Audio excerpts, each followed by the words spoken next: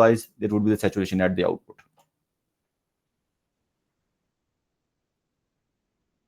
So up till this point, any confusion? Sir ये W/L of 7 क्यों लिया है? Yeah. So W of L. So up till this point, everything makes sense. So if we make ID6 over ID4, so this would provide, so these are the ID6 over ID4, and ID4 is related to ID5. And if we just figure out with respect to ID5, plug in the value of the ID instead in form of 1 over 2 kn VOV square, we're getting these values. And W over L7 to W over L4, that is just playing with these ratios. W over L7 over W over L4, that would be ID6 over ID4. Are you following? Who actually I am not visible who is asking the question because I am in the slide mode. Yes, but the question is that why did we take W/L of 7 in the first Yes. part, like ID6 by W/L of 7? Why didn't we took W/L of 6? So actually this is the sizing criteria that spans over 7, 6, 5, 4. So it means that that is the sizing we need to simultaneously size according to this size criteria 6, 7, when we talk about 5, and also 4 and 3. So whatever is the sizing of the 4, that would be sizing of 3. So this is the criteria that is not only covering a single one. So these are the interlocking of these three parameters 6, 7, 5, and 4, 3. So that is the simultaneous co-sizing of these one. Otherwise, if we there is this is the condition that we must hold. Otherwise, there will be the offset in the system. So that is not only the condition of 6 or 7 or 5 or 4. So this is the simultaneous condition. All of these should converge to this one condition. Okay, sir, thank you. Okay, I hope up till this point everything is fine. Anyone have any questions? So why we say that the multi-stage op-amp design has become a bit difficult? So things Sir, are now no more independent. So whenever we're designing the second stage, we have to keep in mind what is the impact of the previous stage in form of the compensation, and also whenever we're designing the with respect to the offset. So these all of these parameter, and especially for the stability, all of these parameters should correlate with each other. Everything is clear? So zero input offset condition, that is a very important condition. Why? Because that is the co-design parameter of different one. So that is the one critical condition. Now we have lost the liberty. We cannot say that we have designed one stage, we have designed other stage with that gain. We simply combine them and get the desired gain. So this is the condition we have to keep in mind, that so that the things are balanced. Otherwise, maybe there is one stage that is providing good gain, there is other stage providing the good gain. So, and let's suppose there is not a stability issue, but if there is the offset issue, eventually we are not getting any stable output. Why? Because due to some pull up or pull down strength different, output is always at some saturated node. And as we the last time saw that the zero right half plane, zero was also in the system transfer function. Shahrukh bhai, are you over there? Yes, sir. Okay, so let's try to this time mitigate the offset, sorry, the zero, right half plane zero. So that to eliminate the right half plane zero, instead only a capacitor. We also add a series resistor with the capacitor. This compensation of the resistance compensate the right half plane zero. Let's try to see how it compensates the right half plane zero. So this equation we derived last time. So rest of this part is the same. But if we look at the V1 to V out, so between V1 to V out, V1 minus V out divided by RC and CC. So these two are connected in series. So its equivalent XC would be for the C, 1 over SC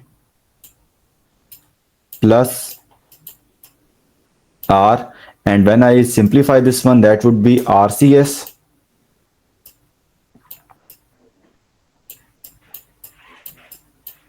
divided by, and this was in the denominator, so CS would go the numerator and denominator would be this one. So both of the equation that we write from the V1 minus V out, and the other one if we write from the V out equation, that is V out minus V1, the rest of the elements remain the same. And again, this parameter of the impedance between V1 and V out, that updates in both of the equations. So whenever we simplify this one, so we are getting this kind of the complex equation. And if we look at this equation, previously the numerator was not containing this term. So but now the numerator is the S is CC over GM7 minus RCCC.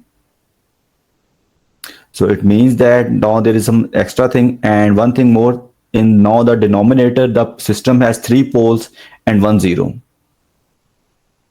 So Mr. Shahrukh, are you online? Yes, sir. Okay, Mr. Shahrukh, so this RC, if there is can be any sizing of the RC that can make this complete term 0. So if this complete term is 0, then the system has no 0. So the RC is the designer plug in this value of the RC in the system. So if being designer, you wish to remove this 0. So the only playing parameter that we have now, if that is RC, what can be the value of the RC that can make this complete term completely 0? 1 over GM7. 1 over GM7. So there would be CC over GM7 minus CC over GM7. Yes, that's totally correct. So if the RC is equal to 1 over GM7, so this term with the minus cancel out with this one.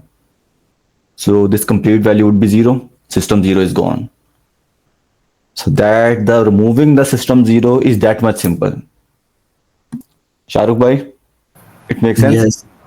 And by the way, Mirza bhai, can you let me know why we wanted to remove this 0? If that 0 was in the left half plane, would we want to remove this 0 or not? No, sir.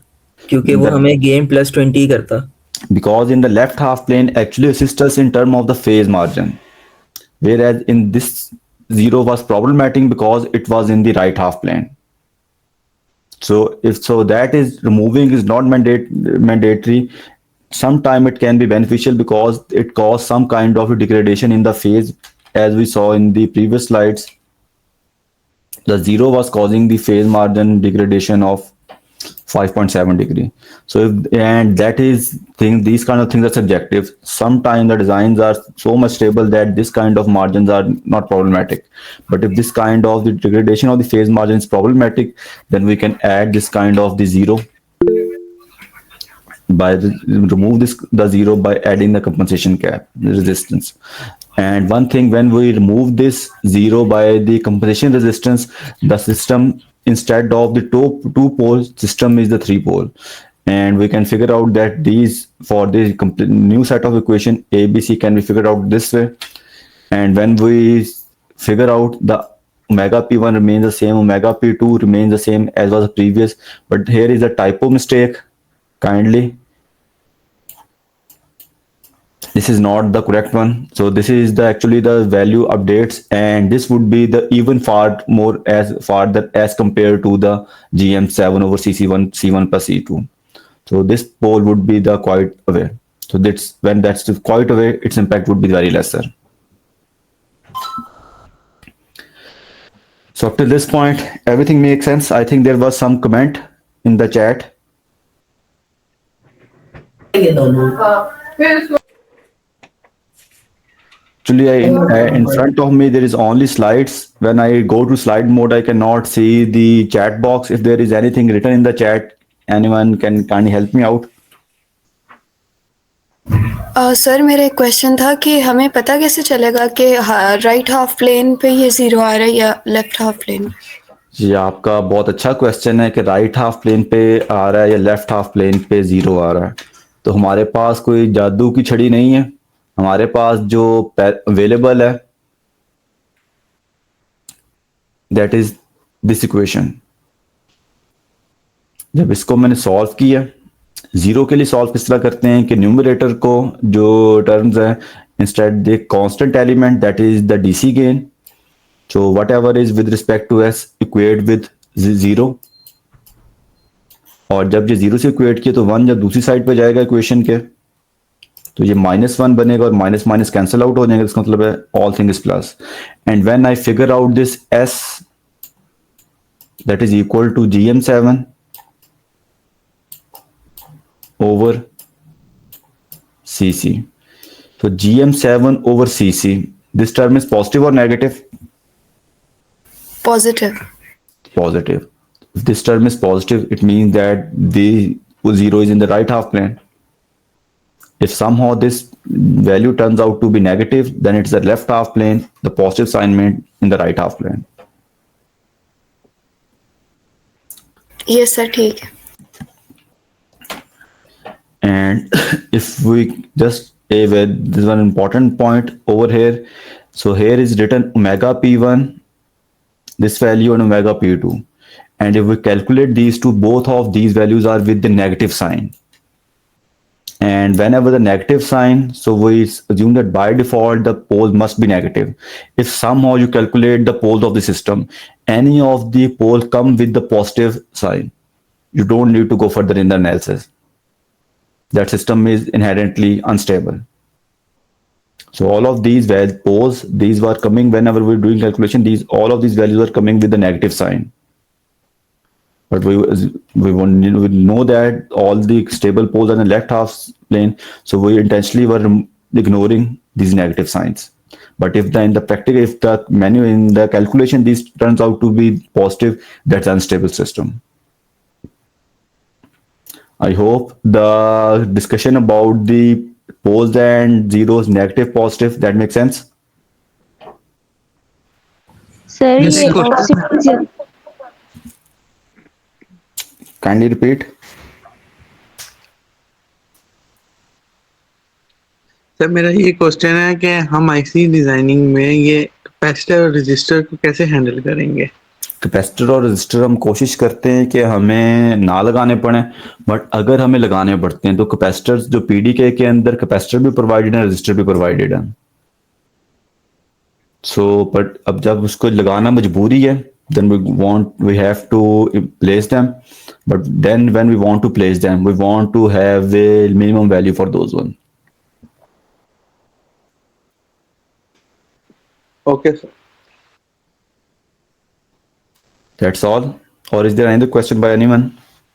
Sir आपने जो zero offset का बताया था ना start में, वो किस तरह उसकी कंडीशन जो बताई थी उसकी समझ ही नहीं है। अच्छा, चलिए इसको एक बार जरा दोबारा रिपीट कर देते हैं, जिसको मैं क्विकली रिपीट करता हूँ दोबारा। अगर जो Q6 का करंट और Q7 का करंट है, काइंडली अगर ऑनलाइन अपने माइक ऑन करके, अगर इन दोनों करंट डिफरेंस होगा तो इसका मतलब है जो करंट का डिफरेंस है वो वी आउट के अंदर फ्लो करेगा, यस सर। और वी आउट नोट चार्ज या डिस्चार्ज होगा उससे कॉरेस्पॉन्डिंग। Yes sir. ये काम जिस टाइम पे डिफरेंशियल इनपुट सिर्फ कॉमन मोड इनपुट है, उस टाइम के ऊपर आउटपुट इंक्रीज या डिक्रीज होना हम चाहते हैं या नहीं चाहते? No sir. नो, इसका मतलब है एक कंडीशन में स्टैब्लिश कर, जिस टाइम के ऊपर कोई डिफरेंशियल मोड इनपुट नहीं है, Q6 का करंट Q7 करंट के इक्वल होगा। Yes sir. और Q7 किस मोड के अंदर होगा? सिचुएशन सैचुरेशन मोड की करंट की इक्वेशन है 1/2 K and VOV स्क्वायर। और इस इक्वेशन को मैं जरा रीअरेंज करता हूँ, VOV स्क्वायर को जब मैं ब्रेक करूंगा VGS7 V थ्रेशोल्ड के अंदर, इस तरह इक्वेशन बनेगी और ID6 ID7 के इक्वल है, तो 7 के बजाय मैंने यहाँ पे ID6 प्लग इन कर दिया। अब उसके बाद जिस टाइम के ऊपर डिफरेंशियल मोड इनपुट है, सॉरी डिफरेंशियल मोड इनपुट 0 है, सिर्फ कॉमन मोड इनपुट है, Q3 का ड्रेन और सोर्स, सॉरी ड्रेन और गेट टाइड है, तो जो पोटेंशियल है VDS3 का वही पोटेंशियल है VGS3 का, और यही वाला हार्ड वायर्ड है VGS4 के साथ। तो जिस टाइम के ऊपर कोई से सिर्फ कॉमन मोड इनपुट है, जिस नोड के जिस जो ड्रेन है 3 का वही पोटेंशियल होगा V आउट का, तो इसका मतलब मैं ये कह सकता हूँ VGS7 और ये वाला नोड फिर आगे कनेक्टेड है VGS7 के साथ। तो in the case of balance condition VGS7 is equal to VDS3 equal to VGS3 equal to VGS4 equal to VDS4। तो ये सारे पोटेंशियल VDS3 सॉरी ये VDS3 VGS3 VDS4 VGS4 और VGS7 all of this voltages are equal. उनमें से 3 condition मेरी काम की थी वो मैंने यहाँ पे लिख दी है। Yes, sir. और VGS4 को अगर मैं लिखना चाहूँ VGS4 किसके इक्वल है, जो करंट है इसकी इक्वेशन लिखता हूँ 1/2 KN VOV स्क्वायर। जब इसको रीअरेंज करता हूँ आई कैन फाइंड दिस इक्वेशन, और ये वाली दोनों वैल्यूज एक दूसरे के इक्वल हैं। इक्वेशन को इक्वेट करूंगा so I am remaining with this term. और जब इसको मैं सिंप्लीफाई करता हूँ स्क्वायर रूट कैंसिल हो गए, 2 की वैल्यू आपस में कैंसिल हो गई हैं। म्यू एंड CUX ये पैरामीटर कांस्टेंट है। सो आई एम लिविंग विद वाली इक्वेशंस हम करंट मिरर में नहीं कर रहे थे, और उसमें तो ये भी थ्रेशोल्ड हमारे लिए मसला क्रिएट कर रहा था उधर। किधर भी थ्रेशोल्ड मसला क्रिएट कर रहा था सर वो जो हम बोल रहे थे करंट मिरर में। तो करंट मिरर के अंदर वी थ्रेशोल्ड मसला मुझे नहीं याद आप किस कॉन्टेक्स्ट में बात करनी होगी। सर, जब वो भी ये जस्ट सिंपल जो भी करंट है ये सारे ट्रांजिस्टर करंट ये ऑपरेट करें सैचुरेशन मोड के अंदर। Okay sir.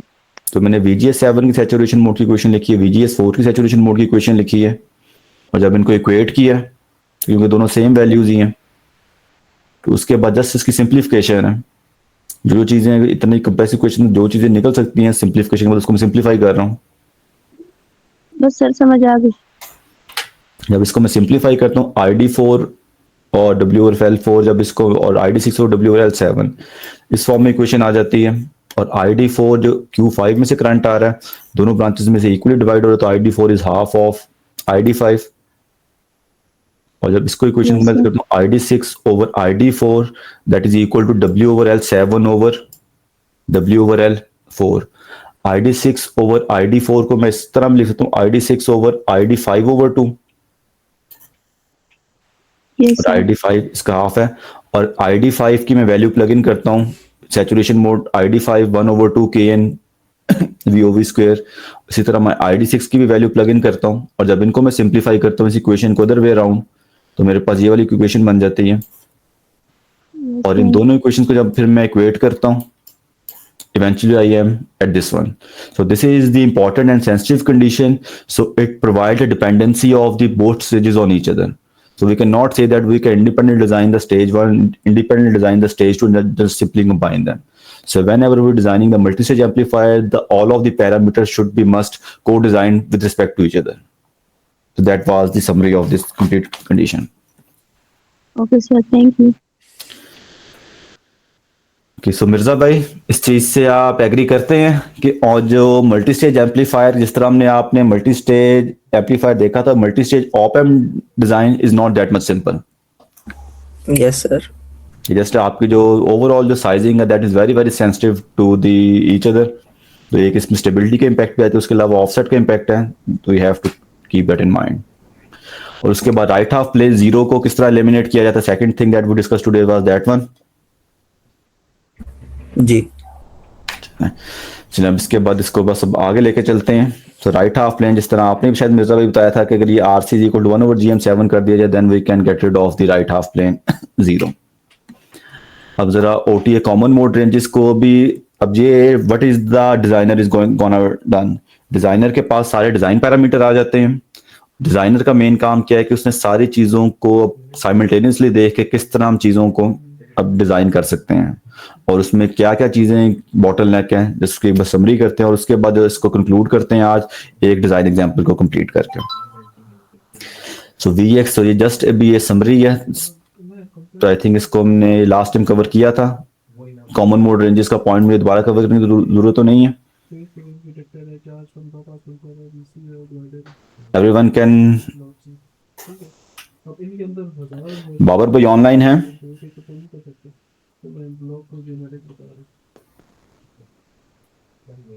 Yes sir. Babar भाई लास्ट टाइम हमने ये डिस्कस किया था आई थिंक एक हफ्ता पहले OTA common mode input output और हाई और लो रेंजेस। तो ये डिस्कशन याद है आपको? जिस टाइम पे जस्ट इसको मैं चलें क्विकली रिवाइज कर देता हूँ। जिस टाइम पे we input common mode downward जा रहा है तो उसके साथ कॉल, और बाबर भाई अगर आप ऑनलाइन रहे क्योंकि मुझे अच्छा लगता है कोई साथ मुझे फीडबैक भी देता रहे, वी कॉमन मोड जब नीचे की तरफ ये मूव करेगा, सो can I say that when V common mode is going downward V Y is also going downward? Yes, sir. जी सर। जी सर। बिला ये बाबर भाई बड़ा आपने कमजोर सा जी सर क्या है, इसके रीजन जरा मुझे बताएंगे फिर क्यों हम जब कहते हैं वी कॉमन मोड चेंज हो रहा है तो वी वाई भी चेंज होगा?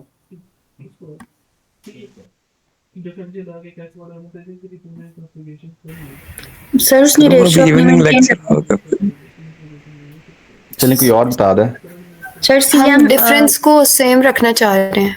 तो बिल्कुल, असल में जिस टाइम पे हम कॉमन मोड को चेंज कर रहे हैं उस टाइम पे जो फंडामेंटली जो करंट है उसकी डिस्ट्रीब्यूशन चेंज नहीं होती।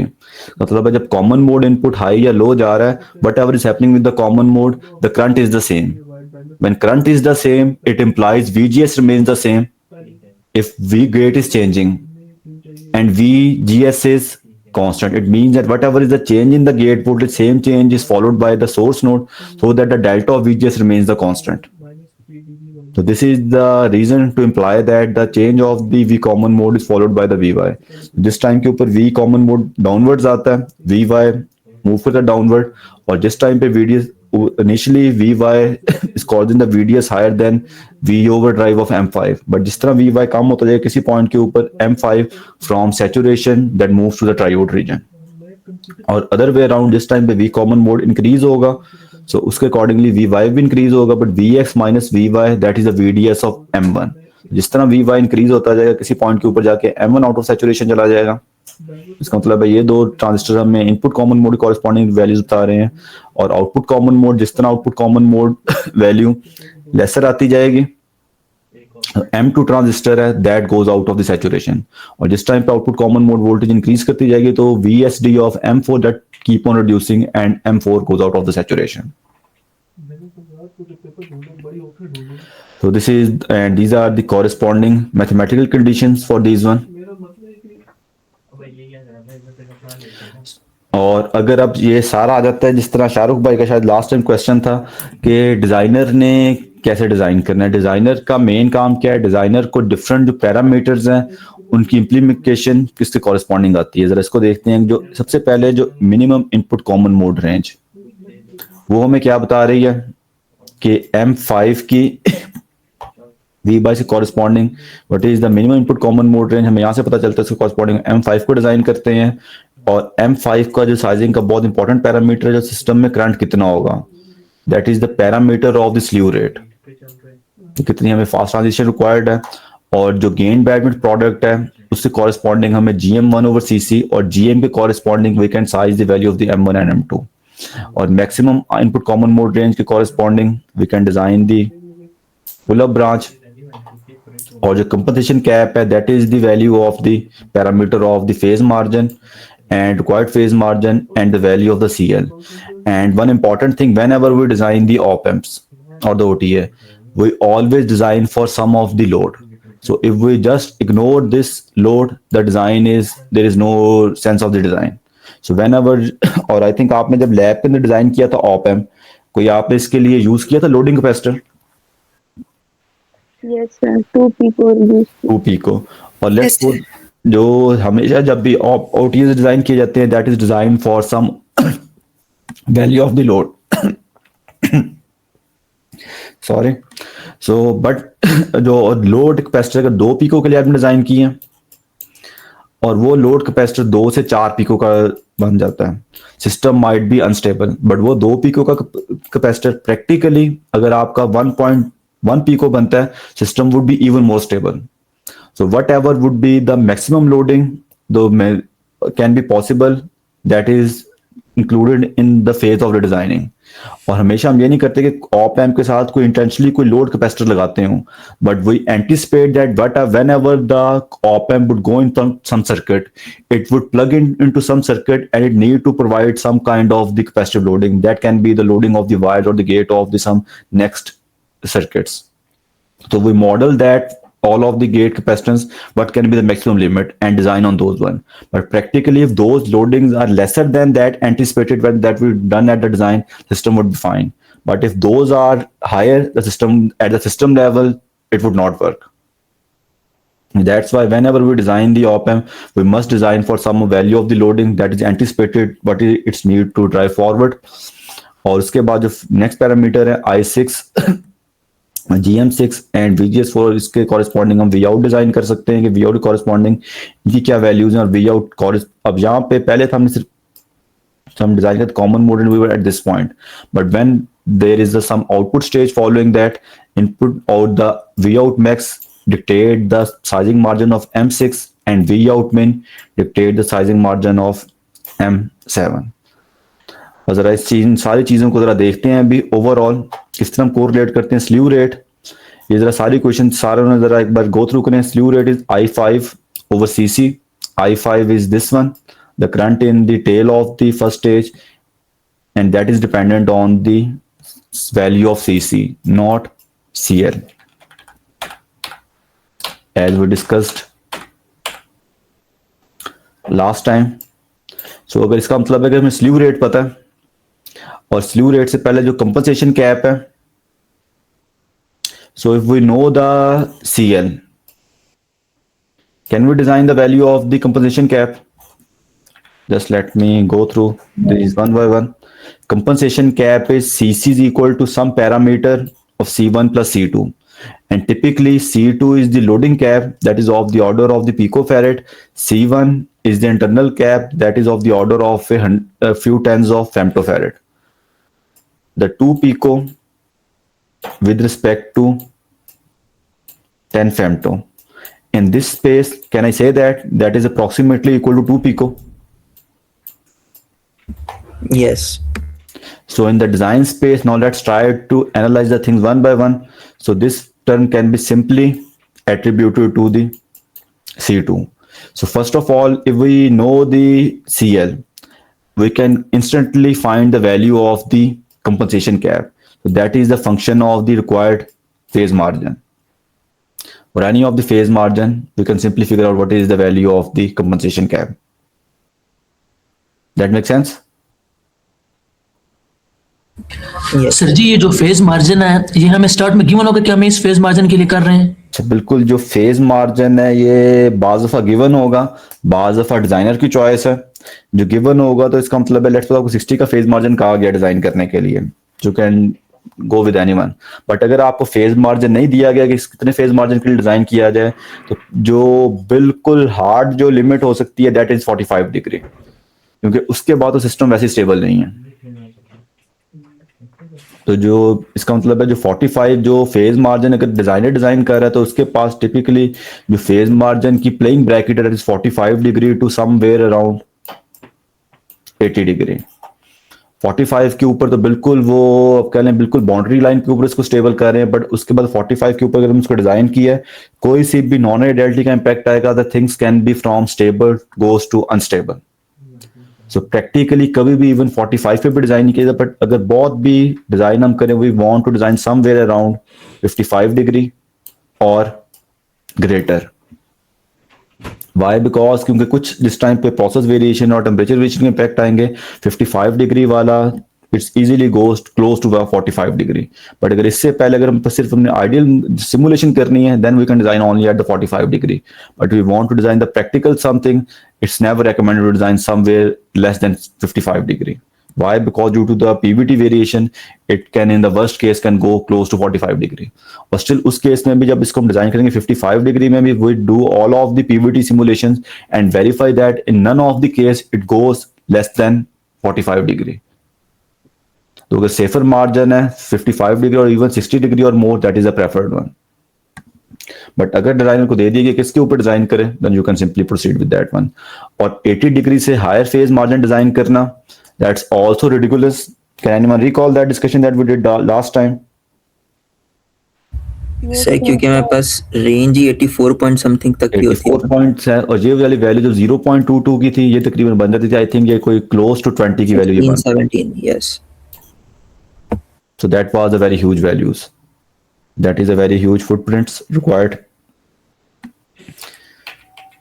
So इसका मतलब है अगर मैं अब चीज़ों को ये एनालिसिस से डिज़ाइन की रजीम में आ जाता हूँ, सबसे पहले जो first step that I can figure out from the CL, I can figure out the value of CC।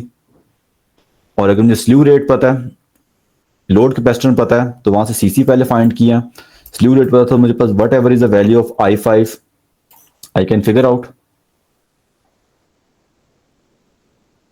और जब I5 की वैल्यू मैंने फाइंड कर ली मिनिमम कॉमन मोड रेंज से, what is the V bias required, और अगर V bias required मुझे कोई अवेलेबल कंस्ट्रेंट गिवन है, then I can find the common mode range. और इसके बाद सारे जो पैरामीटर्स है अब इनको one by one plug in करते हैं।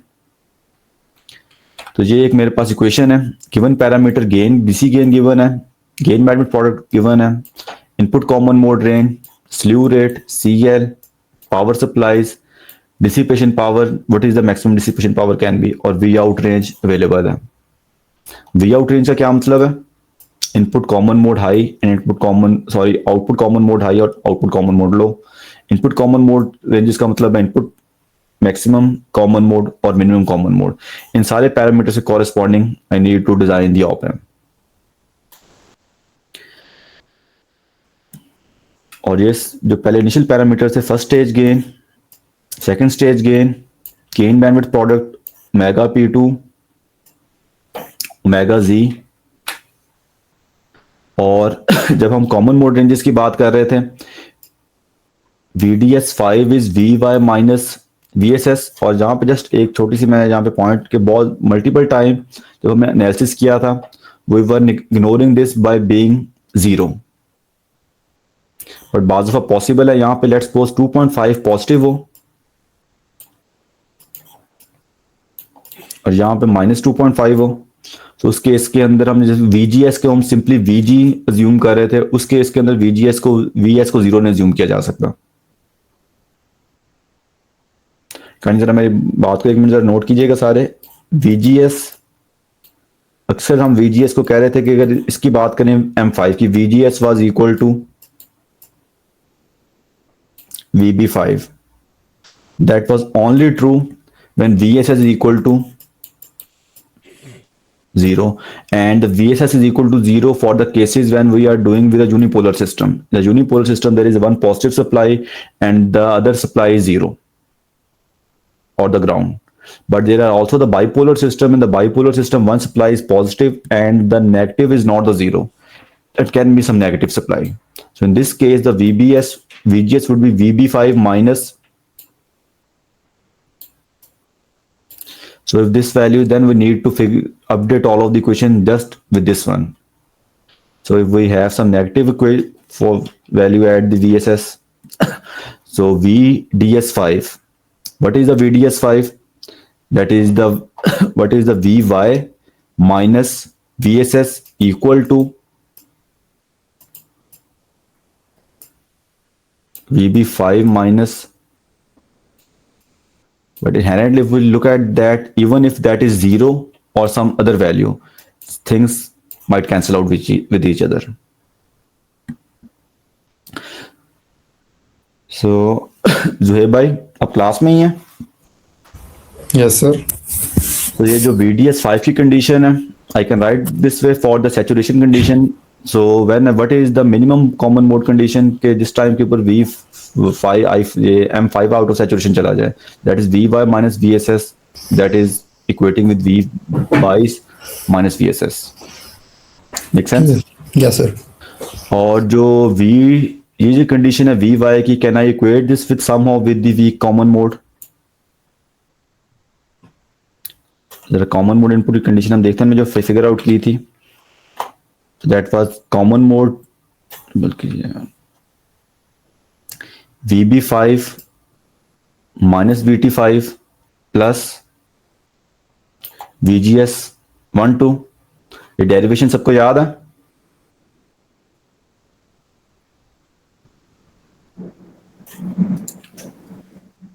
जब इस डेरिवेशन को मैं इस फॉर्म में लिखा है, इन दोनों में कुछ, अब यहां पे देखा जाए, यहां पे VSS का इंपैक्ट एक एडेड है, बट ये VSS का इम्पैक्ट जो पिछली वाली क्वेश्चन से क्यों डिफरेंट है, अगर VDS5 को मैंने लिखा है इस फॉर्म में, तो किसी भी इक्वेशन की सिस्टम के डिजाइन पैरामीटर, इसको VDS5 को जब मैं प्लग एंड प्लेस करता हूँ इसके साथ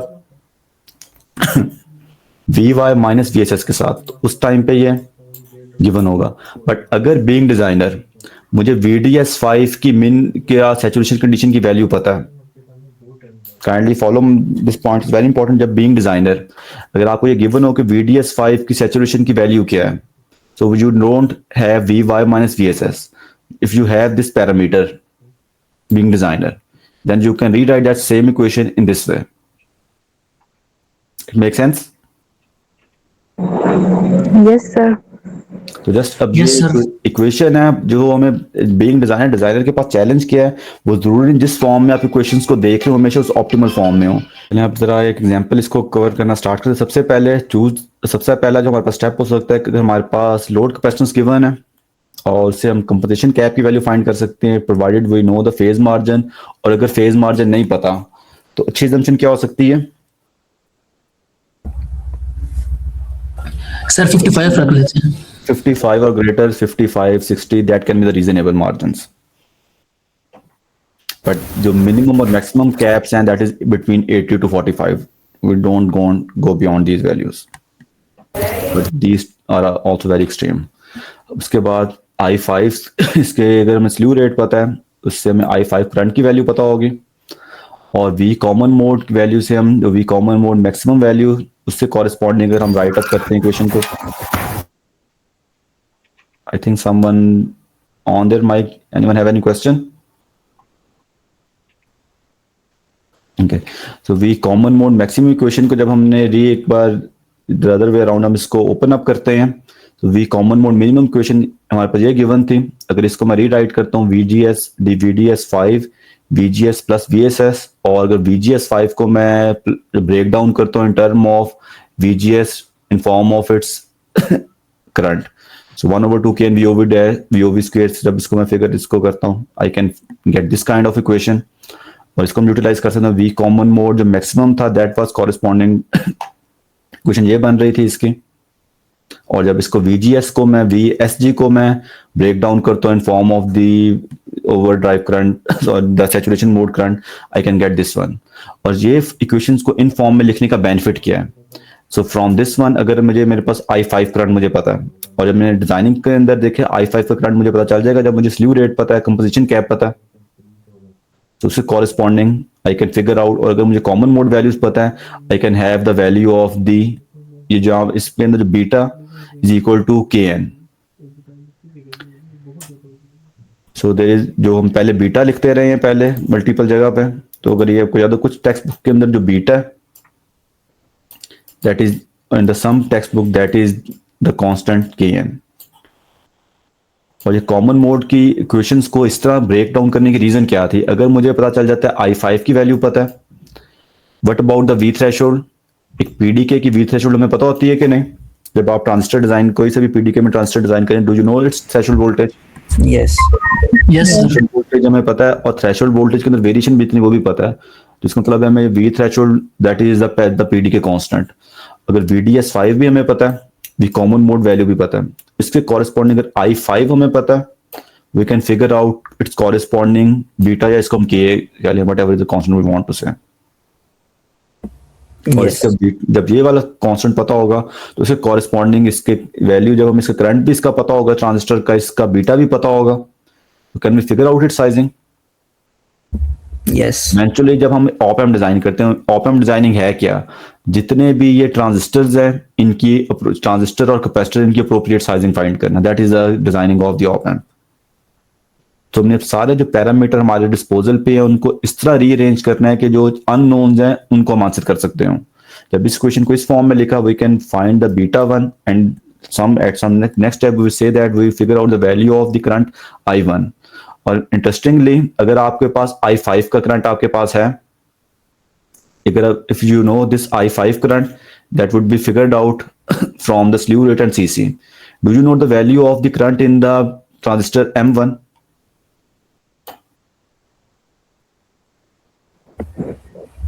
इसका आधा। तो इसका हाफ हो जाएगा ना। ऑफ हो जाएगा। अब आपको उसका करंट भी पता चल गया इसका, जब मैं लिखा इसका इक्वेशन लिखूंगा ID is equal to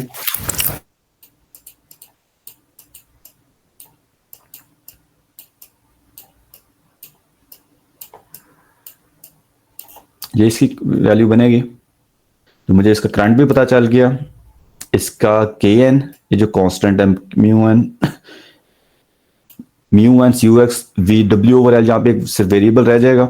we O V square also found by the common mode ranges, so I can figure out what is the W over L required for the provided current value.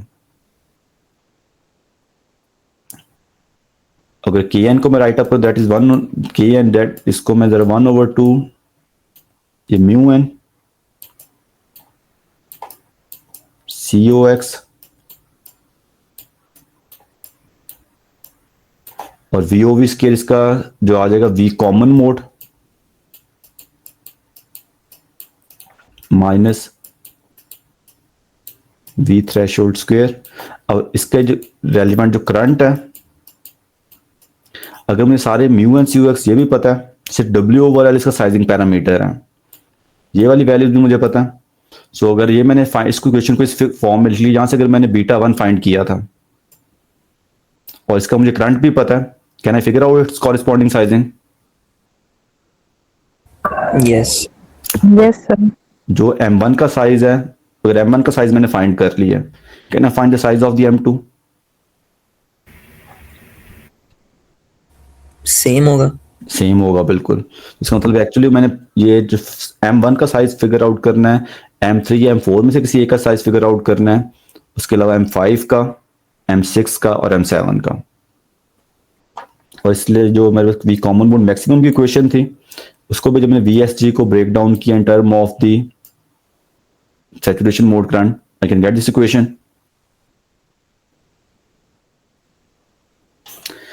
इस point तक कोई ऐसी चीज जो confusing हो, या पहले जो चीजें हमने की उससे डिफरेंट हो? सर जो ये वी थ्रेशोल्ड है वो तो हमारे पास सेम ही होती है, तो इसके साथ मिनिमम या मैक्सिमम तो लिखा हुआ है। जो इसकी अभी हम जो फाइंड करना चाहें मिनिमम मैक्सिमम, जो वी थ्रेशोल्ड कांस्टेंट है, बट अनफॉर्चुनेटली जो कांस्टेंट तो है, बट आइडियली कांस्टेंट है, बट प्रैक्टिकली उसके अंदर कुछ परसेंटेज ऑफ प्लस माइनस है। जो हम बात करते हैं 0.7 वोल्ट थ्रेशोल्ड वोल्टेज का, थ्रेशोल्ड वोल्टेज है वो सबका ट्रांजिस्टर का 0.7 होना चाहिए, but due to the process variability वो 0.7, 0.68 या लेट्स सपोज 0.72 हो सकता है। अब हम इसके अंदर VCM common mode input maximum, common mode input जब मैक्सिमम फाइंड हम करना चाह रहे हैं, तो उसके अंदर क्या होगा, मैक्सिमम का वर्स्ट केस क्या बनता है?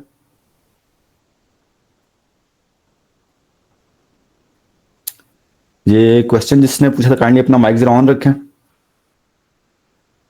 Yes sir. जब कोई सी भी एक लॉजिक हाई है, हम जब भी पहले, सबसे पहले तो आप आई थिंक आप एग्री करेंगे, जब भी तक हमने जितनी भी डिजाइनिंग की है, हमेशा हम वर्स्ट केस के ऊपर हम आंसर फाइंड करना चाहते हैं, ऐसा ही है? Yes sir. बेस्ट केस में उससे बेहतर हो सकता है।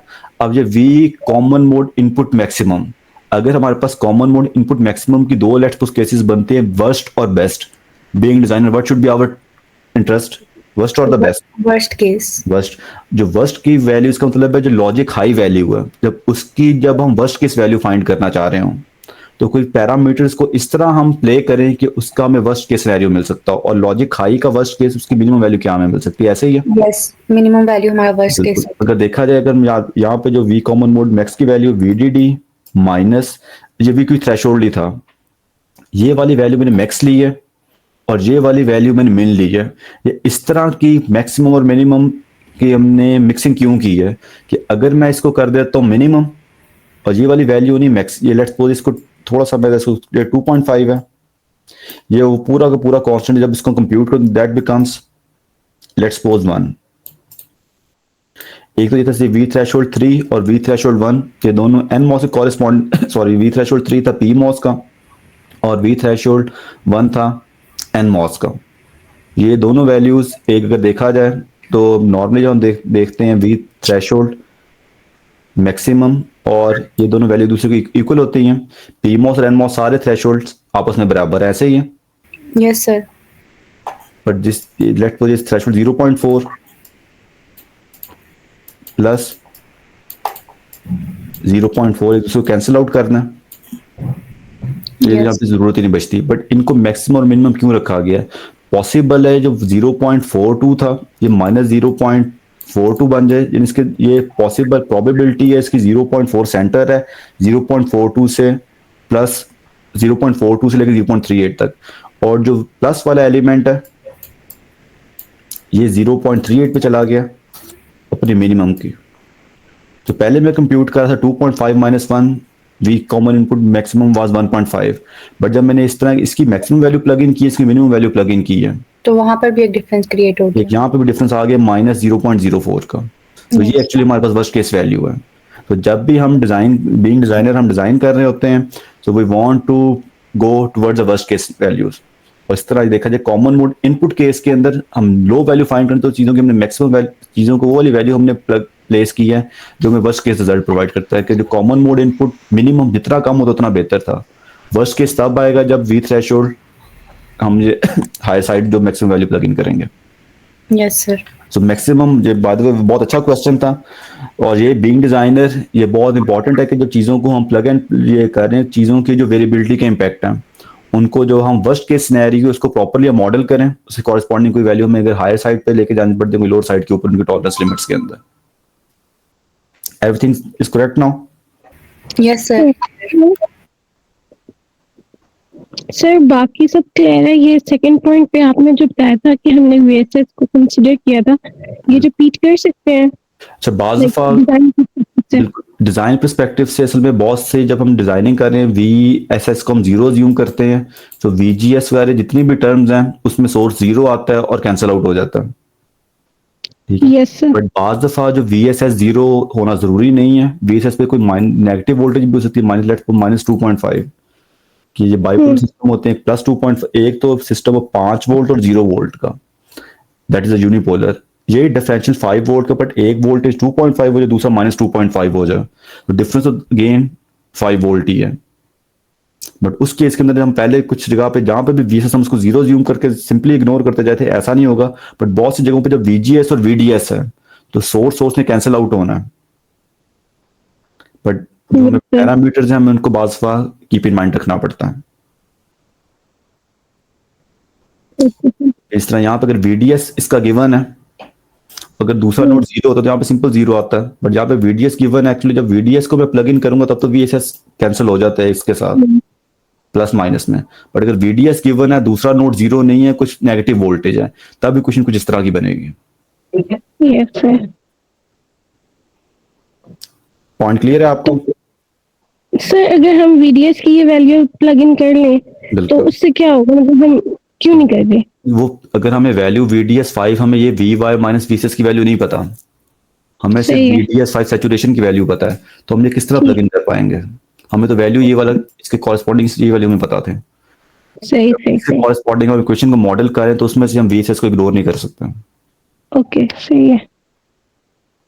कि जस्ट ये प्रोवाइड है कि इस रेंज के अंदर ये VDS सैचुरेशन कितनी वैल्यू इसके ऊपर आपने डिजाइन करना है, तो इसका मतलब है आपको ये पूरा जो VY माइनस VSS की आपकी कॉरेस्पॉन्डिंग वैल्यू गिवन थी। अगर यहाँ पर जीरो होता तो इसका मतलब VDS 5 VY था, बट अगर Yes.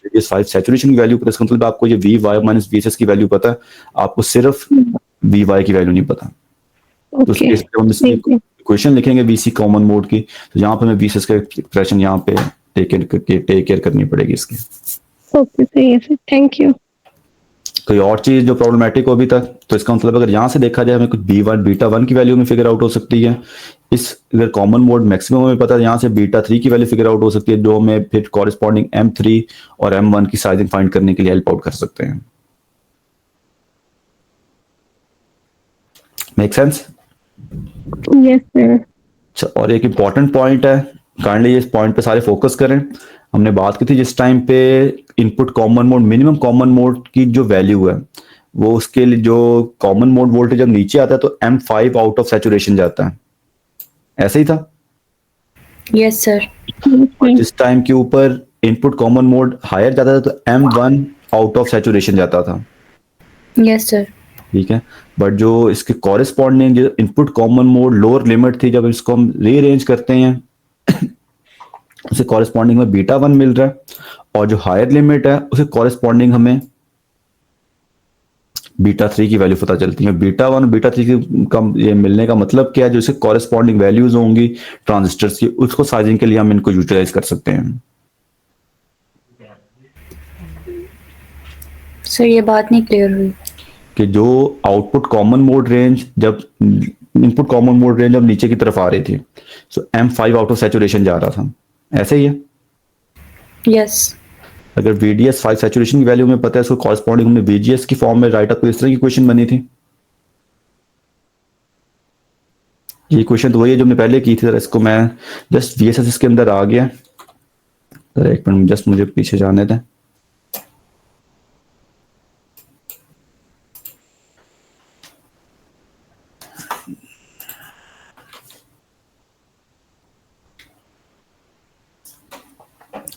जो V common mode minimum equation that was in form of the, ये वाली वैल्यू थी cos VB5 minus VT5, that is the VDS saturation of 5, और VGS1 over VGS1 या 2 1 2 कॉमा 2 का मतलब है कि either of VGS1 or the 2। अगर VGS इसको मैं ब्रेक डाउन करता हूँ in form of the ID,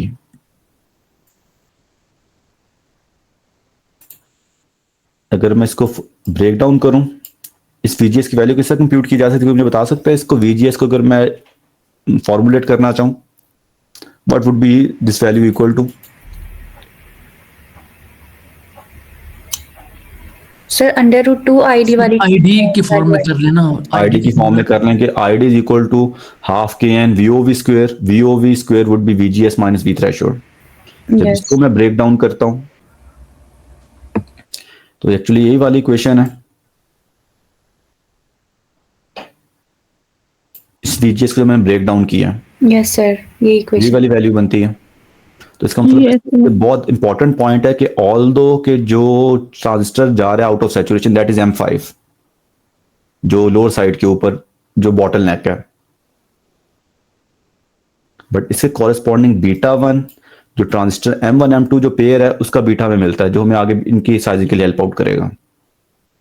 और सिमिलरली जो V input common mode high जब साइड पे जाता है तो उस टाइम पे M1 या M2 आउट ऑफ सैचुरेशन जाते हैं, बट जब इसको मैं सिंप्लीफाई करता हूँ तो कॉरेस्पॉन्डिंग मेरे पास बीटा 3 आता है। बीटा 3 आता है। बीटा 3 का क्या मतलब है, जो ये वाला पेयर है जो input common mode range higher side है, इस पेयर को साइज करने के लिए हमें हेल्प आउट करेगा।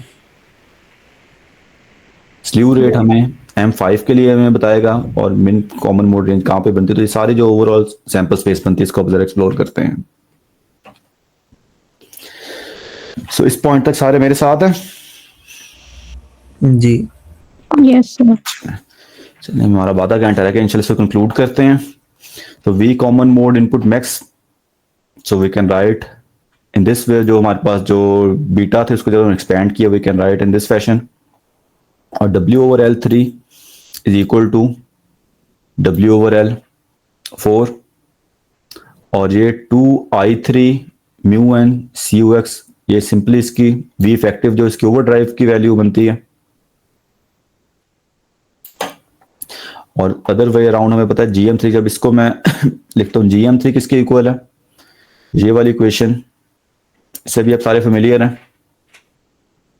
यस तो from CC and gain bandwidth, अगर हमें कंपनसेशन कैपेसिटर पता है और जो ऑप एम्प की बैंडविड्थ का हमें पता है, can we figure out the value of the GM1? Check करें गेन बैंडविड्थ प्रोडक्ट किसके इक्वल था, GBW was equal to GM1 over CC।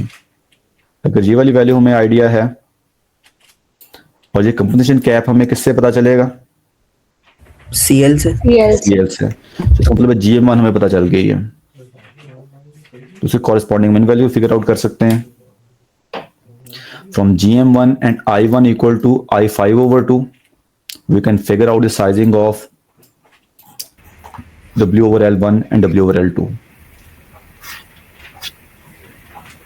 इस पॉइंट से सब कुछ क्लियर है? Yes sir.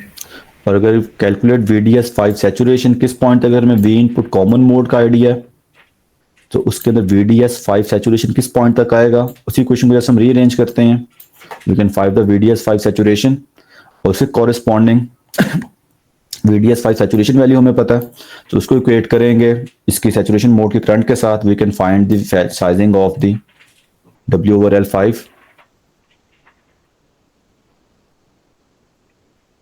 ये कैसे हुआ?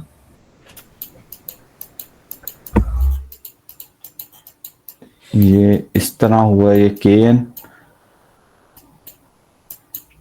VOV square. ये VOV क्या वैल्यू है, जो इसका सैचुरेशन मोड का थ्रेशोल्ड है, जो एज है। मिर्जा भाई, जी VDS5 सैचुरेशन हमने फाइंड कर लिया है कि VDS5 सैचुरेशन इतना होना चाहिए। तो उसका क्या मतलब है, हमने इसका जो V/O ड्राइव की वैल्यू हमने फाइंड कर ली है।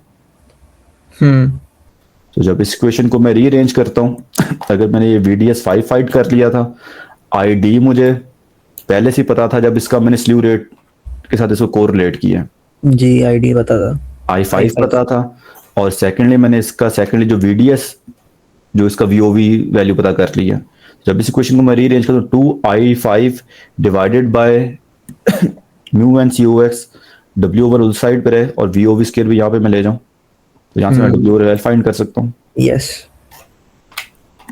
तो इसका मतलब है मुझे अभी तक मैंने ये फिगर आउट कर लिया, M5 और M3 और M2 ये पेयर मैंने फिगर आउट कर लिया इस पॉइंट के ऊपर, और W/L3 और W/L4 इस पॉइंट के ऊपर मैंने फिगर आउट कर लिया।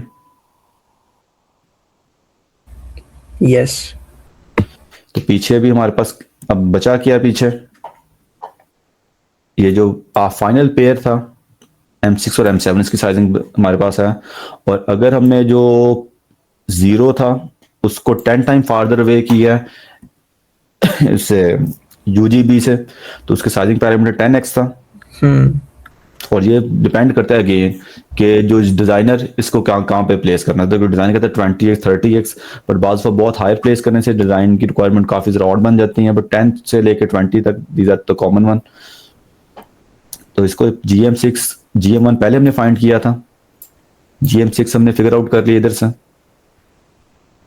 इसको 10 से मल्टीप्लाई करेंगे तो, और VGS3 VGS4 VGS6 ये वाली कंडीशंस क्या है कि जो गेट टू सोर्स जो गेट और सोर्स टर्मिनल है, जो VGS of 3 is equal to VDS of 3 से एग्री करते हैं। For this pair drain and source are tied together, so जो VGS होगी वही वैल्यू VDS की होगी। और जो इनके इनका भी गेट कॉमन है, तो जो VGS3 है वही VGS4 है। सॉरी, उसमें बेहतर है अगर VGS के बेस को VSG कहा जाए क्योंकि PMOS का पेयर है, तो वो जो VSG3 है वही और ऑल्दो मैं VGS को मुझे VSG को, दोनों सेम ही बात है, जस्ट साइन ऑपोजिट होगा। बट उसको कंसिस्टेंट रहने के लिए इसको VSG हम कह लेते हैं। VSG3 is equal to VSG4 equal to, और जो यहाँ पे ड्रेन वोल्टेज होगा for the 4, can I comment that the drain voltage of 4 is equal to the gate voltage of the 4? This comment is true or false? Sir common mode में होगा ना? Common mode condition में, बिल्कुल common mode condition के अंदर। इसका मतलब है कॉमन मोड कंडीशन में V drain gate source of 3 4, और जो 4 का जो ड्रेन है वो नेक्स्ट 6 का गेट है। सो can I right these equations? Yes. जब इसके कॉरेस्पॉन्डिंग इसको हम जो करंट की इक्वेशन को राइट अप करते हैं, W/L of 6 over W/L of 3, W/L6 क्या है, जो इसमें से करंट 6 ओवर W/L3 इसमें से पास कर रहा है, तो इनके कॉरेस्पॉन्डिंग साइजिंग से कोरिलेट किया जा सकता है। और जब इसको हम सिंप्लीफाई करते हैं, आई गेट जस्ट थोड़ा सा मैं जरा इसको क्लीन अप कर लूं।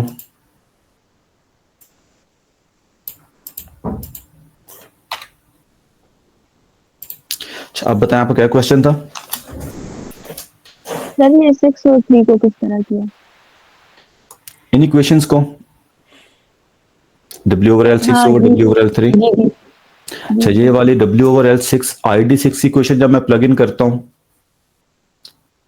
तो उसके अंदर 1/2 Kn μn, बाकी 1/2 सेम है, Kn के अंदर म्यू एंड COX सेम है, जी सर। ठीक है। और एक जो इंपॉर्टेंट चीज है, इन दोनों में VOV वो सेम है या डिफरेंट है? 6 और 3 के अंदर, जस्ट इसको मैं थोड़ा सा एक्सप्लेन, इसको जरा राइट अप करता हूँ इस इक्वेशन को।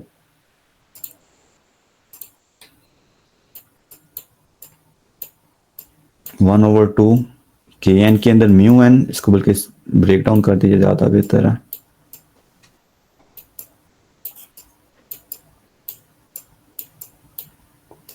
COX W/L, V/L क्या होगा? V, अगर इसको मैं देखता हूं 3 के ऊपर, VSG of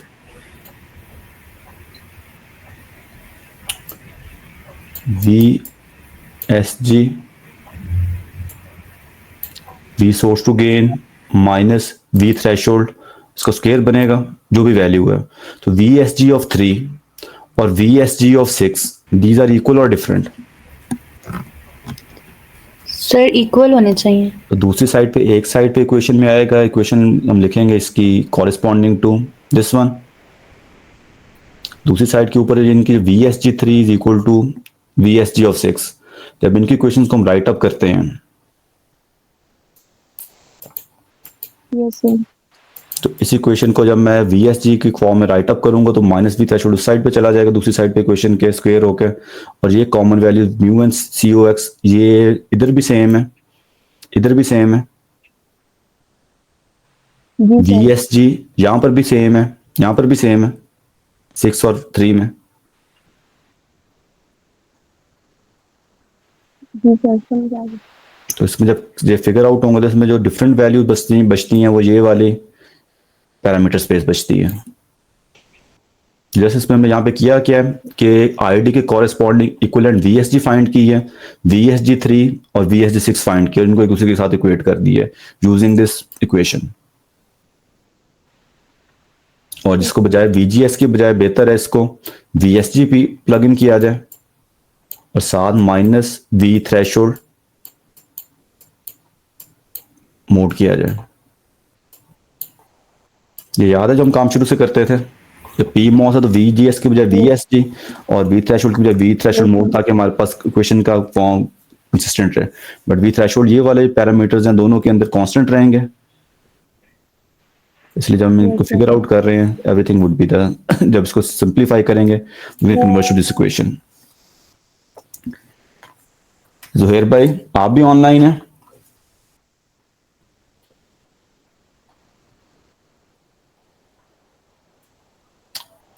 Zuhair, are you online?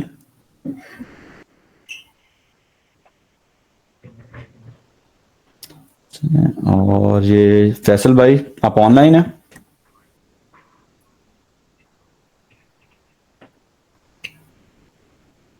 Mr. Faisal, are you online?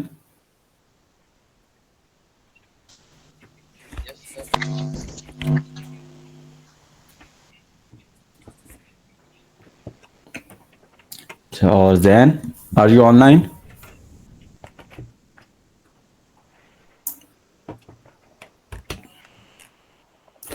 चलो मेरे ख्याल में लगता है Yes, काफी sir. लोग सो चुके हैं इस टाइम पे। तो जब इस VSG3 और VSG6 को कंपेयर करेंगे इक्वल टू ईच अदर, जब इसको सिंप्लीफाई करेंगे then we can get to this equation. Kindly इसको एक बार खुद भी वेरीफाई कर, जस्ट में कुछ भी जस्ट इस इक्वेशन को सिंप्लीफाई कर यहाँ पे प्लग इन करना in form of the VSG ID की फॉर्म में, जब इनको इक्वेट करेंगे we can get to this answer. और इसका मतलब W/L6 ओवर W/L3, तो हमारे पास ये वैल्यू गिवन है तो इससे हम GM6 ओवर GM3 के ऊपर आ सकते हैं। जैसे यहाँ पे करंट को हम रिप्लेस कर दें इक्विवेलेंट GM की फॉर्म में, और जब इसको फिगर आउट करेंगे we are arriving at this equation. और इससे हमें आने का फायदा क्या है, हमें GM6 हमने पहले कैलकुलेट कर लिया हुआ था, तो हमें GM6 भी गिवन है, और उसके बाद हमारे पास W/L 3 भी गिवन है, यहाँ से हमने इसको GM3 को भी फाइंड हमने फिगर आउट किया हुआ है. So all of these are figured out. So only unknown is W/L of 6. Everything make sense? Yes sir. और जो लास्ट पॉइंट रह जाता है कि जो W/L7 और W/L5 जो हमारे पास थी ratio condition for the zero offset, तो we can figure out the rest of the values. और उसके बाद जो क्रॉस चेक है कि हमें चेक करना है, check to verify power and gain constraint meet. Just हमने साइजिंग तो फाइंड अप कर ली है. इस सारी कैलकुलेशन के अंदर अभी तक हमने एक्सप्लिसिटली गेन और पावर कितने कंज्यूम करते उसको हमने चेक नहीं किया था. इस ओवरऑल ऑप एम्प की पावर कितनी है इसको कैलकुलेट करने का कोई मुझे तरीका बता सकता है? Let's suppose VDD is the 5 volt, VSS is the 0. अगर मैंने सारी I5 कैलकुलेट कर लिया, I6 कैलकुलेट कर लिया, can I figure out what is the power of this op amp? Sir VDD होगा और जो दो करंट्स कंज्यूम हो रहे हैं ISS और I उसमें जो गुजर रहे हैं. बिल्कुल. इसका मतलब है अगर हमने सिंपली इस टाइम तक हमने सारा कुछ सारे हमने करंट फाइंड कर लिए, कॉरेस्पॉन्डिंग GMs फाइंड कर ली, और GMs से कॉरेस्पॉन्डिंग उसकी वैल्यू थी जो इसकी साइजिंग की वो फिगर आउट कर ली है. अब पावर सिंपली क्या है? VDD minus VSS multiply by the net current. और नेट करंट क्या है? इन दोनों ब्रांचेस का समेशन होगा. तो इससे हम चेक करके देखेंगे पावर कितनी हमारी कंज्यूम हो रही सिस्टम के अंदर. सो डिग्री, और अगर पावर हमारे पास ये जितनी जो बजट है पावर का उसके बिटवीन है देन फाइन. बट अगर ज्यादा हो रही है पावर तो हमें देखना पड़ेगा क्या चीजें हम कम ज्यादा करके इसको पावर को कम कर सकते हैं. और उसके बाद मॉडिफाइड W/L रेशियो किस तरह हम जो कोई से भी W/L रेशियो के साथ हम प्ले करके करंट वैल्यूज हम रेशियो तो सेम मेंटेन कर सकते हैं, साथ इनकी रेशियोज को साथ भी प्ले किया जाए. बट अगर हमारे पास वैल्यू सारी विद इन रेंज है देन फाइन. बट अगर हमारे पास आउट ऑफ रेंज आ रही है then we need to keep the ratio same. यहाँ पे इंपॉर्टेंट पॉइंट क्या, kindly pay attention to maintain the correct designing. We need to keep the ratios consistent. But जो एब्सोल्यूट वैल्यूज उनके साथ हम प्ले कर सकते हैं. तो उसके साथ हम देखते हैं क्या हमारे पास मार्जिन है. और अगर राइट हाफ प्लेन को भी हमने रिमूव करना हो, यहाँ पे RC should equal to 1/GM6, इसको ऐड कर देते right half plane that also gone. और यहाँ पे जरा चीज एक देखने वाले, यहाँ पे 1/GM6 है. और जो पिछली इक्वेशन थी जब हमने RC को हमने 0 को कैंसिल आउट किया था. अच्छा शाहरुख भाई काइंडली आप ऑनलाइन आ सकते हैं? जी सर. अगर आपने यहाँ पे देखे हमने जब इसको फिगर आउट किया था, यहाँ पे कैंसिल आउट किया था, तो यहाँ पे जब इसकी इक्वेशन बनाई थी RC was equal to 1/GM7. और इस इक्वेशन के अंदर, और यहाँ पे असल में जस्ट साइजिंग ये 7 nMOS है और 6 PMOS है, और ये लास्ट स्टेज nMOS है. अब लास्ट स्टेज अगर आप कहें कि अब हम एग्जांपल कर रहे हैं, यहाँ पे हमने चेंज क्यों कर दिया? सर वहाँ पे ऊपर PMOS वो बन गया ना सर, वो वहाँ पे PMOS बन गया. तो इसलिए जो कंडीशन बाज दफा, इसलिए कोई रट्टा नहीं लगाना सबके लिए, इसमें लेसन है कि GM6 आना है, GM7 किस पे डिपेंड करता है? टोपोलॉजी पे हमने कहाँ पे किसके साथ हमने किया. Make sense? कि जो GM6 जो इस 0 के लिए जिस कैपेसिटर जिस ट्रांजिस्टर के साथ लग रहा है, तो रेजिस्टेंस यहाँ पे लगेगी. इस रेजिस्टेंस को जिस भी ब्रांच में फीड हो रहा है फीडबैक में उसके GM के साथ मैच होना चाहिए.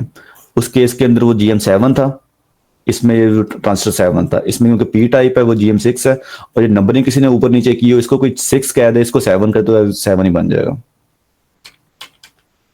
तो इसलिए जो GM6 है GM7 से इसमें कोई कंफ्यूजन तो नहीं होगी अब आगे किसी को? No sir. और ये इसलिए इंपॉर्टेंट इसलिए मैं बता रहा हूँ, ये मैं चेक कर चुका हूँ एग्जाम्स के अंदर कि जो हमने लिखा था वो इस तरह आप एनालिसिस कर देते हैं, उसके बाद नंबरिंग में कुछ चेंज कर दूं, इसको मैं 4-5 इधर से मैं 1-2 यहाँ से स्टार्ट कर दूं, 1-2, इसके बाद 1 2 3 4 5 6 7. तो ये जस्ट आपने 1 2 3 4 इस इन नोटेशन को नहीं याद रखना है. ओवरऑल सिस्टम किस तरह है, you need to worry about that one. अब ये ओवरऑल हमारे पास सिस्टम के डिजाइन पैरामीटर आ गए हैं. DC gain, VDD, VSS, gain bandwidth, CL, slew rate, ये पैरामीटर कौन से, कोई मुझे बता सकता है? V out common mode high और V out common mode low. Output common mode high और V output common mode low. और ये पैरामीटर क्या है?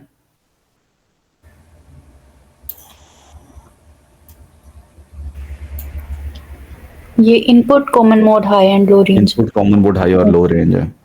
और ये हमारे पास ओवरऑल पावर का बजट है। लेट्स सपोज ये सारे जो PDK के डिजाइन कांस्टेंट थे यहाँ पर गिवन है। तो डिजाइन स्टार्ट करते हैं। सबसे पहले तो अगर हमने फेज मार्जिन यहाँ पे नहीं गिवन तो हम अज्यूम कर लें 60 डिग्री फेज मार्जिन के लिए हम इसको डिजाइन करना चाह रहे हैं। तो 60 डिग्री फेज मार्जिन के लिए डिजाइन करना चाहें तो इसकी वैल्यू निकलती है कंपनसेशन कैप की 2.2 पिकोफैरेड।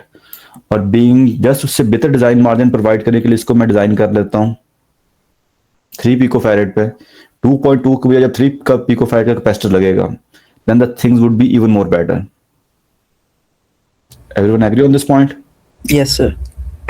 बट उसके बाद लेटर ऑन देखेंगे थोड़ा सा हम चीजें पहले ओवर डिजाइन करते जा रहे हैं, एंड पे जाके देखेंगे हमारे पास जो ओवरऑल वैल्यूज बनती हैं वो अगर विद इन द रेंज आती है। क्योंकि जिस टाइम पे हम इसको कंपोजिशन कैप को हायर डिजाइन साइड पे अप्रोक्सीमेट कर रहे हैं उससे क्या होगा, i5 वो भी हाई साइड पे चला जाएगा, i5 से इक्वलेंट i6 भी हाई साइड के ऊपर जाएगा नेक्स्ट ब्रांच का, तो ओवरऑल पावर कुछ ज्यादा होगी। जैसे जैसे अब इसका मतलब है हम ये सिस्टम को इम्प्रूव करने बैठते हैं, एक सिर्फ पेनल्टी इसकी एब्सोल्यूट सिलिकॉन एरिया के ऊपर रही है, इसकी एक्सप्लिसिट पेनल्टी सिस्टम के पावर लेवल्स के ऊपर भी है। तो अगर तो हमारा सिस्टम विद इन द रेंज हुआ देन फाइन, अगर सिस्टम विद इन रेंज नहीं है then we will try to see that 60 degree का फेज मार्जिन इनफ था जिसको कम किया जाए। और ये भी इस टाइम पे शायद फेज मार्जिन को ये बनता होगा आई थिंक 65 डिग्री और उससे मोर बनता होगा, क्योंकि हम इसको 2.2 को 3 के ऊपर हम ले गए हैं। तो अगर एक मैं बात करूं, अगर सिस्टम के फेज मार्जिन को इंप्रूव करने के लिए we have to pay penalty in form of the power. Everyone can see that point? Yes. अभी मुझे चैट बॉक्स में कोई मुझे I think I am seeing some kind of the activity, there might be something in the chat box. कोई मुझे बता सकता है चैट बॉक्स में कोई क्वेश्चन कोई है तो? सर मैंने ये पूछना था कि इस इक्वेशन में 1 में हमें कैसे पता चल रहा है कि ये 60 डिग्रीज का फेज मार्जिन है इसके अंदर? सर में 0.22 वाला जो पैरामीटर है that was correspond to 60 degree.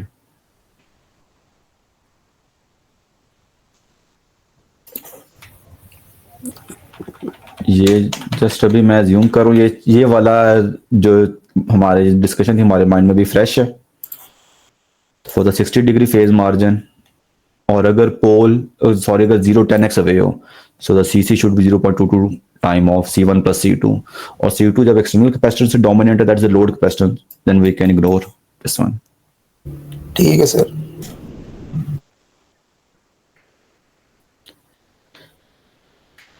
सो अभी जो दूसरा पॉइंट हमने बात की थी कि लास्ट टाइम हमने डिस्कस किया था कि जस्ट हम सिस्टम को ज्यादा भी कंपनसेट नहीं करते स्टेबल करने के लिए कि जो फेज मार्जिन 80 के आसपास रहे।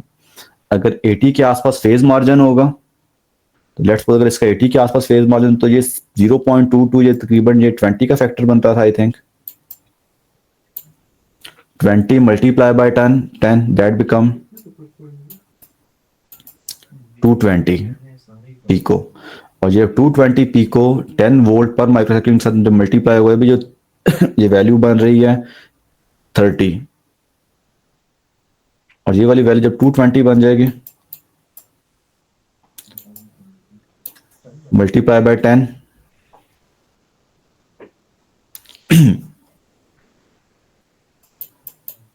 ये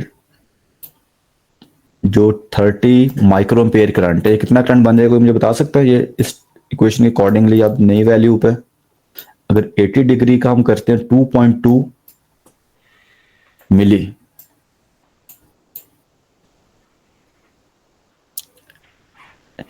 ये जो मैं यहाँ पर अभी काम कर रहा हूँ कि जो कुछ लिखता जा रहा हूँ ये जिस टाइम पे हमने आई थिंक लास्ट टाइम जब कैलकुलेट हमने किया था CC की value for the 80 degree phase margin that turned out to be 20। Yes sir सही है। और 20 अगर हमारे पास लोड कैपेसिटेंस 10 पिको फैरेड का है उसको 20 डिग्री मल्टीप्लाई करें तो ये वैल्यू ओवरऑल वैल्यू बन जाती है 220 पिको फैरेड। 2.2 पिको के दैट इज 220 पिको फैरेड। और 220 पिकोफैराड जब 10 वोल्ट पर माइक्रोसेकंड मल्टीप्लाई दैट बिकम 2200। अगर इसको मैं सिंप्लीफाई करूं 2200 माइक्रो को और इस सब इसको मैं सिंप्लीफाई करूंगा दैट बिकम 2.2 मिली एम्पेयर। तो इसका मतलब है यहाँ पे जो डिजाइन कंस्ट्रेंट है, सिंपल सी जो बात है, अगर हमने सिस्टम का स्लीव रेट बढ़ाना है तो हमारे पास बारगेन के लिए कौन सी करेंसी अवेलेबल है? We want the good slew margin और if we want the good phase margin. Sir current available है। करंट अवेलेबल है, और इसका मतलब है जो सिस्टम का जो फंडामेंटल ट्रेड ऑफ है, सिस्टम को जितना बेहतर हम फेज मार्जिन लेके आना चाहते हैं उससे हमें पे करनी पड़ती है penalty in form of the silicon area and also the more power. तो इसलिए सिस्टम को हमेशा हम को डिजाइन ऑप्टिमली को डिजाइन करते हैं, कभी बहुत ज्यादा भी उसको हमने फेज मार्जिन नहीं दे देना। अगर कहते हैं उसका स्लीव रेट में बहुत ज्यादा करना हूँ, फिर अगर स्लीव रेट हायर करना है फिर भी हमें जो penalty in form of the current में पे करनी पड़ेगी। अगर स्लीव रेट हायर है, अगर इसका मतलब ये वाला पैरामीटर हायर है तो स्टिल अगेन करंट की वैल्यू बढ़ जाती है। तो हमारे पास डिफरेंट पैरामीटर्स अवेलेबल हैं। जब भी सिस्टम को डिजाइन किया जाता है कुछ एक करेंसी में हम कहते हैं पे करते हैं, पैरामीटर की दूसरी पैरामीटर में ऑप्टिमाइज करते हैं। सबसे पहला पैरामीटर यहाँ पे जो I5, after this everything is clear? Yes sir. और W/L3 की हमारे पास इक्वेशन ये गिवन थी, और ये I5 W/3 जब हमने इसको किया in term of the I3 is equal to 1/2K and VOV dash, और जब इसको I3 is equal to half of I5, yes तो जो भी करंट है वो दोनों ब्रांचेस में हाफ डिवाइड हो जाता है। जब इसको मैं इस फॉर्म में प्लग इन करता हूँ, और V इफेक्टिव 3 किसके mu and CX, this is the parameter constant, और V इफेक्टिव ये किसके कॉरेस्पॉन्डिंग है? ये जो हमारे पास था W/L3 का। सर्किट के ऊपर आ जाते हैं, ये इसके कॉरेस्पॉन्डिंग है।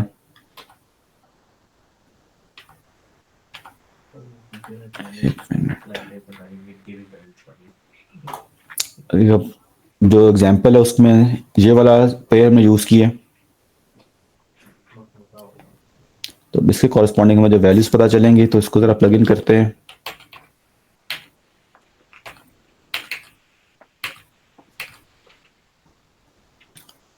अच्छा, दूसरा यहाँ पे एक इंपॉर्टेंट है कि इनपुट कॉमन मोड की रेंजेस की value, input common mode range की वैल्यू गिवन है। इनपुट कॉमन मोड रेंज की वैल्यू देख के आप मुझे बता सकते हैं हमें जो पेयर होना चाहिए वो N टाइप हो या P टाइप हो, जो डिफरेंशियल पेयर है?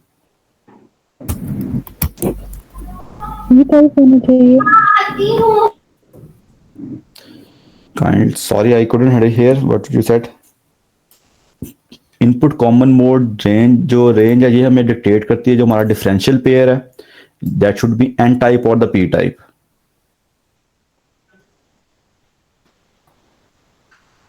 सर दोनों नहीं होंगे? जो डिफरेंशियल पेयर है, अगर हमने अभी देखा या तो डिफरेंशियल पेयर, यहाँ पे डिफरेंशियल पेयर N टाइप है, सर P टाइप होना चाहिए।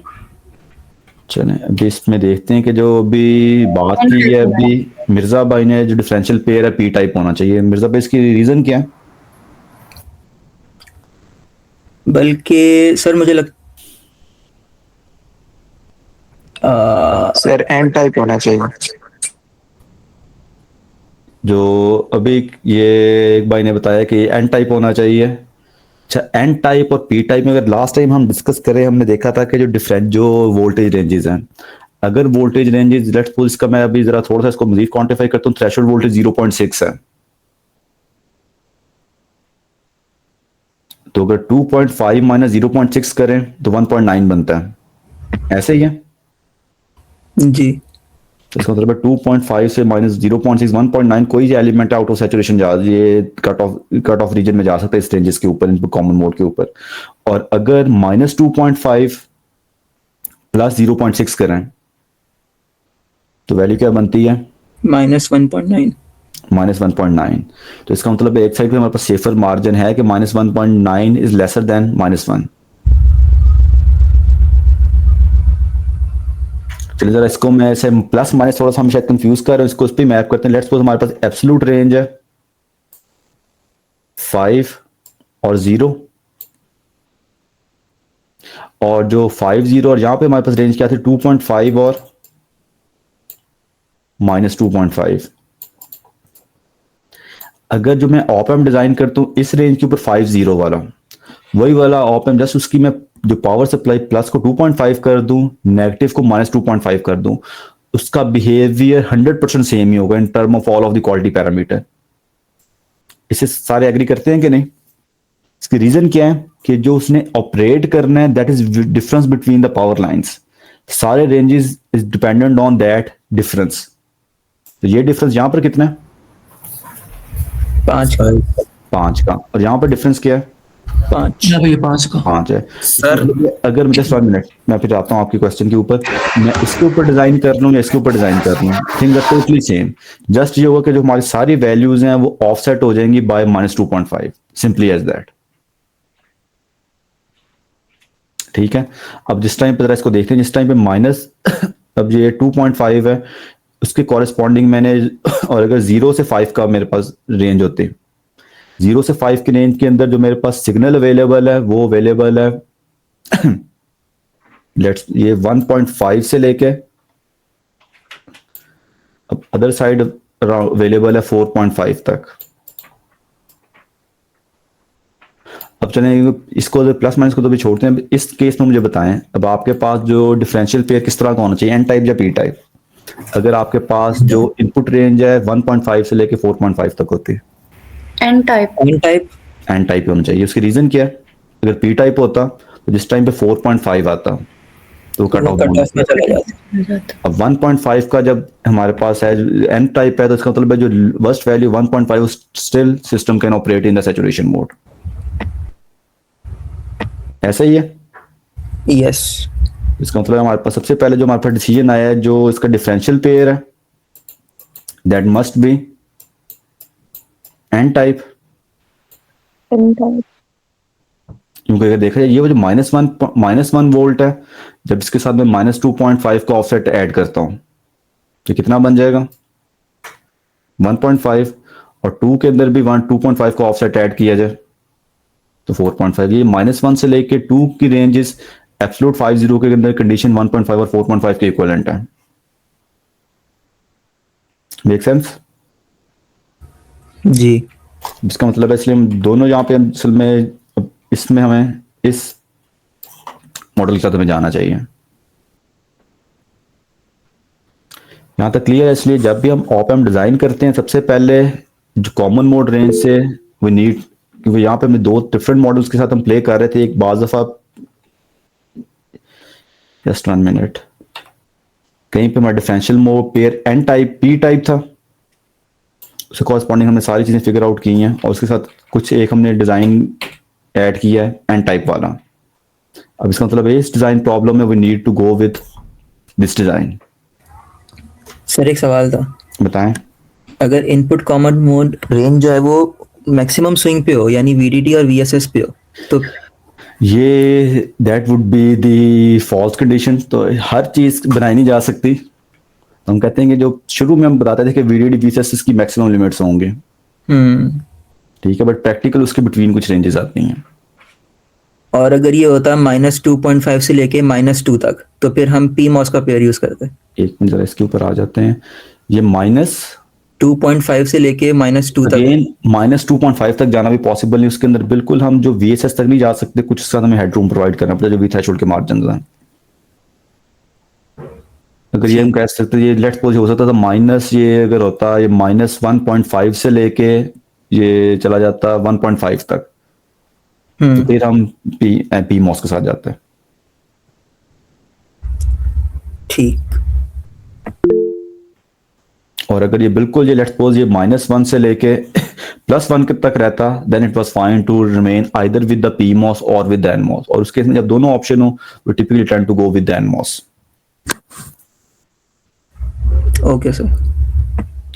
मिर्जा भाई आई थिंक कोई चैट बॉक्स में कोई क्वेश्चंस हैं तो मुझे बता दें। तो जो अभी जो रेंजेस हैं उसमें तो क्लियरली एन मॉस के लिए है सर, कोई रेंज बता दें जो क्लियरली पी मॉस के लिए हो। अच्छा, इस रेंज को मैं कर देता हूँ -2 से लेके इस -2 to इसको अगर हम चेंज कर दें, ये वाली रेंज में कर दूं -2, और ये वाली रेंज जो मेरी 2 वोल्ट है इसको मैं लेके आ जाता हूँ 1 वोल्ट के ऊपर। अब क्या बनेगा?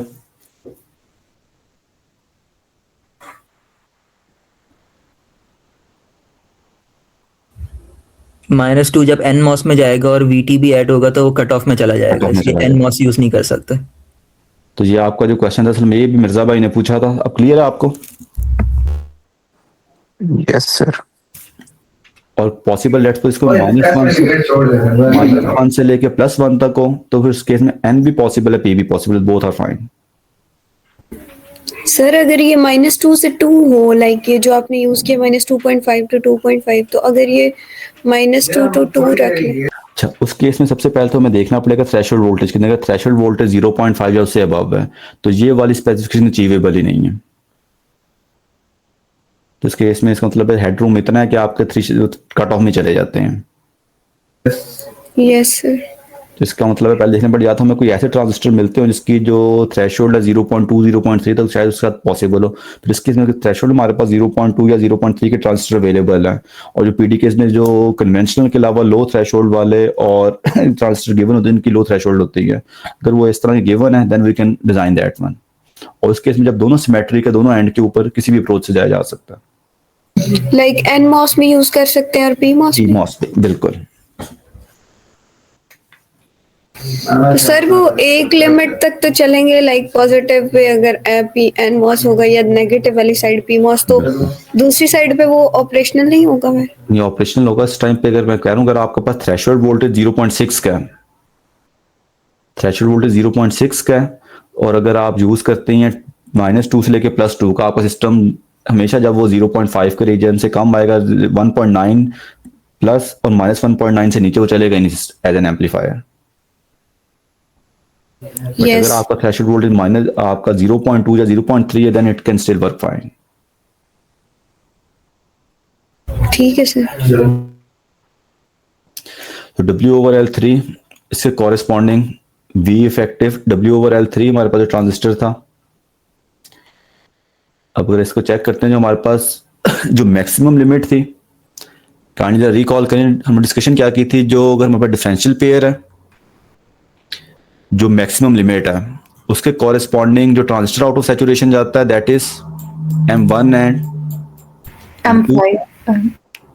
M1 and M2। बट इसके जो मैक्सिमम लिमिट है, मिनिमम भी कॉरेस्पॉन्डिंग M5 था, मैक्सिमम कॉरेस्पॉन्डिंग M1 या M2 था, ऐसा ही है? Yes sir, M1। बट जब इसकी क्वेश्चंस को हमने मॉडल किया था with corresponding to the V common mode maximum, तो हमें ये प्रोवाइड करता था criteria for the M3। So we common mode maximum correspond to the W/L of 3, ऐसे ही है?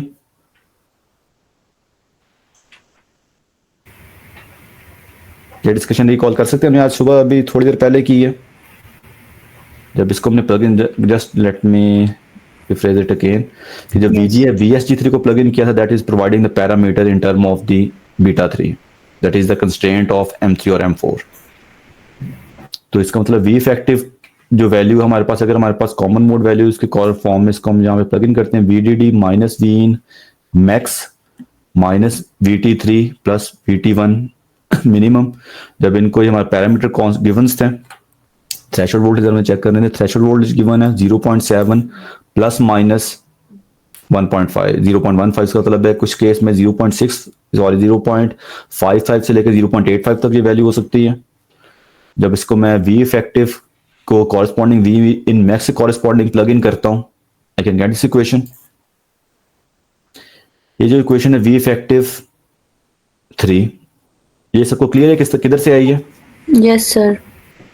ओके, सो जब इसको मैंने प्लग इन किया यहाँ पे, इसको फिगर आउट किया W/L3 और W/L4 इज इक्वल टू 15, और GM3 इक्वेशन में पता GM3 और GM4 इक्वल होंगे, तो इसकी ये इक्वेशन इसका करंट भी हमें गिवन है, साइजिंग में मिल गई तो इसकी हमें GM की वैल्यू पता चल जाएंगी। और GM1 is related to gain bandwidth multiplied by CC, so we can get the value of the GM1।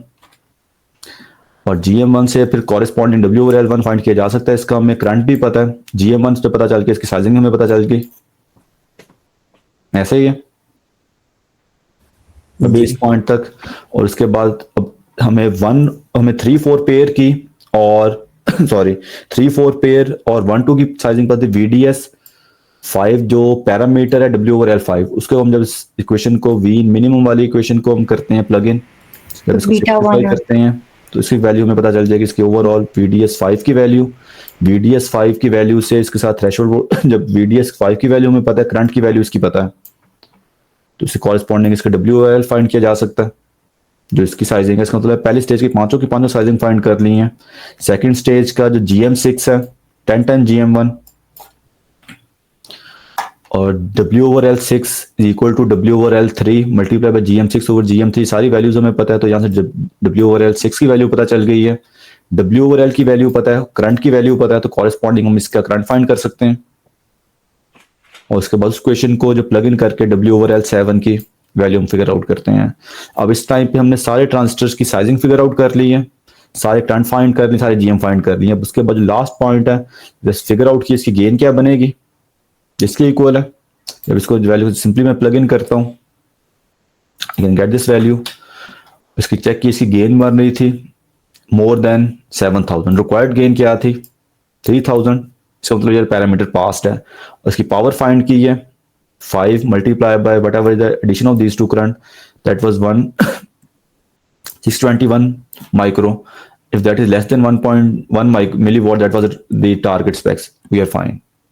But अगर ये वाली पावर let's suppose 1.2 मिली होती, कोई मुझे बता सकते हैं हम स्टार्ट कहां से करते हैं इसको कम करना? फेस मार्जिन वापस रीडिफाइन करते हैं, फेज मार्जिन वापस रीडिफाइन करते हैं और उसको देखते हैं। और दूसरा पहले इससे जो 10 picofarad itself, that is a very very high loading cap.